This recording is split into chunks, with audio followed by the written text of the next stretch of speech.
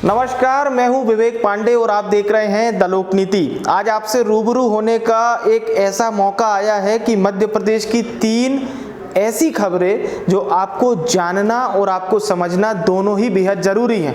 तो पहले ही बता देता हूं, शुरू की 2 खबरें हैं ज्योतिरादित्य सिंधिया से लेकर। आप भी कहते होंगे कि बार बार सिंधिया की खबरें कहां से आ जाती हैं।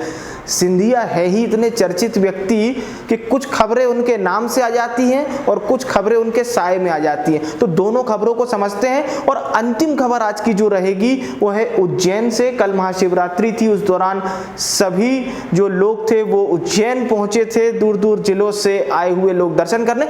उस पर खबर बताएंगे। शुरू करते हैं आज की 3 प्रमुख खबरों से। तो मध्य प्रदेश में बिगड़ेंगे कांग्रेस के हालात, ज्योतिरादित्य सिंधिया क्या बना लेंगे दूसरी पार्टी। मध्य प्रदेश में कांग्रेस नेताओं के बयान और पोस्टरबाजी ने कांग्रेस के हालत बिगाड़ दिए हैं। दरअसल सीएम कमलनाथ और ज्योतिरादित्य सिंधिया के बीच चल रही नोकझोंक के बीच सिंधिया समर्थक खुलकर कमलनाथ के खिलाफ बोल रहे हैं। यहां तक कि सिंधिया समर्थक उनको अलग से पार्टी बनाने की सलाह भी दे रहे हैं साहब। तो ग्वालियर की एक महिला नेता रची ठाकुर ने सिंधिया को खुले रूप से सोशल मीडिया पर दूसरी पार्टी बनाने की सलाह दे डाली।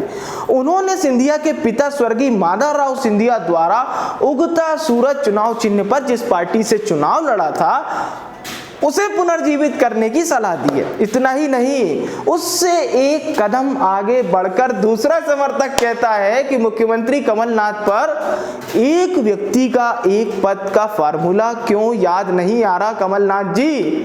बता दें कि शिवपुरी से सिंधिया समर्थक शैलेंद्र टेडिया ने शहर में एक बड़ा पोस्टर लगा दिया। इसमें कमलनाथ सिंधिया की राहुल गांधी के साथ एक तस्वीर छापी गई है। इसमें नाम लिए बिना मुख्यमंत्री से सवाल किया गया है कि इस तस्वीर की मर्यादा भूल गए हैं क्या।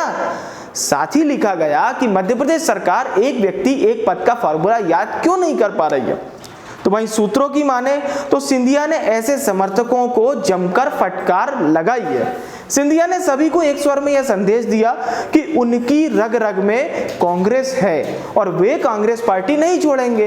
कहा जा रहा है कि ऐसा करने वालों पर सिंधिया सख्त कार्रवाई भी कर सकते हैं। तो देखना बड़ा दिलचस्प होगा आने वाले समय में सिंधिया क्या कार्रवाई करते हैं। बहरहाल दूसरी खबर भोपाल से, जहां पर कि विश्वास सारंग ने कमलनाथ सरकार को चुनौती दी। उन्होंने कहा कि दम है तो सिंधिया को बनाया जाए पीसीसी का अध्यक्ष। बीजेपी नेता अब ज्योतिरादित्य सिंधिया के समर्थन में उतर आए हैं। साथ ही साथ विश्वास सारंग ने सीएम कमलनाथ को एक चुनौती भी दे रही है। अगर वो कहते हैं कि दम है तो सिंधिया को बनाइए अध्यक्ष।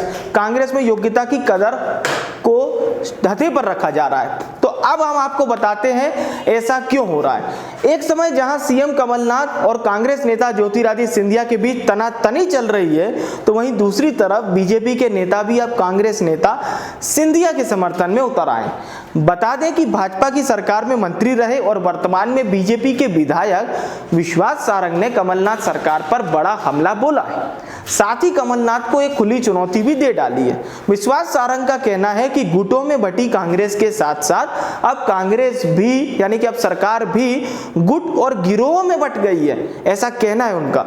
विश्वास सारंग ने सीएम कमलनाथ पर हमला बोलते हुए कहा है कि कांग्रेस में ना प्रदेश अध्यक्ष है, कौन बनेगा, कौन इस पर काबिज होगा, इन दोनों पदों का न केवल जनता से छुपाया जा रहा है। साथ ही साथ वो यह भी कहते हैं कि अगर आप में दम है तो ज्योतिरादित्य सिंधिया को प्रदेश अध्यक्ष बनाकर बताएं। साथ ही सारंग कहते हैं कि कांग्रेस में योग्यता की कोई कदर नहीं होती है और जिस चेहरे के दम पर चुनाव लड़ा गया वह चेहरा आज नेपथ्य में है और सड़क पर उतरने तक की बात कर रहा है। बता दें कि विश्वास सारंग की इस चुनौती के बाद से कांग्रेस में हड़कंप मच गया है और कांग्रेसी नेता इसका जवाब देने की तैयारी कर रहे हैं। तो आज की तीसरी और अंतिम खबर है उज्जैन से। मंदिर में रुतबे की धौंस दिखा रहे थे पूर्व कांग्रेस पार्षद, वीआईपी दर्शन के लिए भिड़ चुके सिक्योरिटी स्टाफ से और मंदिर में ही करने लगे नारेबाजी। उज्जैन के महाकालेश्वर मंदिर में सभी श्रद्धालु शिवरात्रि के मौके पर भगवान शिव के दर्शन के लिए पहुंचे थे। मंदिर का पट प्रातःकाल 2:45 पर ही खुल गया था। कई किलोमीटर में श्रद्धालु कतारबद्ध थे दर्शन करने के लिए। इसी बीच भस्म आरती के वक्त पार्षदों में हो गई भिड़त। पूर्व पार्षद को भस्म आरती के लिए वीआईपी दर्शन चाहिए था। ये पूर्व पार्षद कांग्रेस पार्टी के थे। पूर्व पार्षद रवि राय नाना तिलकर ने सिक्योरिटी स्टाफ से जमकर बहसबाजी की। अब सवाल ये उठता है कि भगवान के शरण में जा रहे हैं तो उनके सामान्य भक्त बनकर दर्शन करना चाहिए, पर यहाँ पर तो पूर्व पार्षद को वीआईपी भक्त बनकर दर्शन करना था। उन्होंने भगवान के दर पर भी अपना दोष जमा दिया। हम आपसे पूछना चाहते हैं कि यह कैसी आस्था है जहां एक तरफ वो कह रहे हैं कि हम भगवान के दर्शन के लिए जा रहे हैं तो दूसरी तरफ भगवान के दरबार पहुंचकर नारेबाजी कर रहे हैं। तो इस तरह की घटनाओं से ये तो समझ में आता है कि जो नेतागण लोग होते हैं, कुछ नेतागण लोग, माफ कीजिएगा सभी को नहीं कह रहे हम, तो कुछ नेतागण लोग ऐसे हो चुके हैं कि भाई उनको पावर का इतना ज्यादा असर और पावर का इतना ज्यादा नशा हो जाता है कि भगवान के दरबार में भी वीआईपी ट्रीटमेंट ही उन्हें चाहिए रहता है।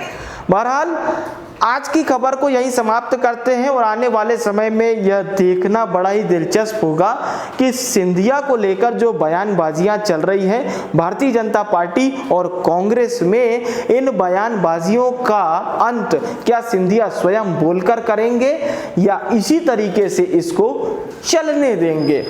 बहरहाल आज तक के लिए सिर्फ इतना ही। मुझे यानी विवेक को दीजिए इजाजत और खबरों में बने रहने के लिए देखते रहिए द लोकनीति। आपका बहुत बहुत धन्यवाद। नमस्कार।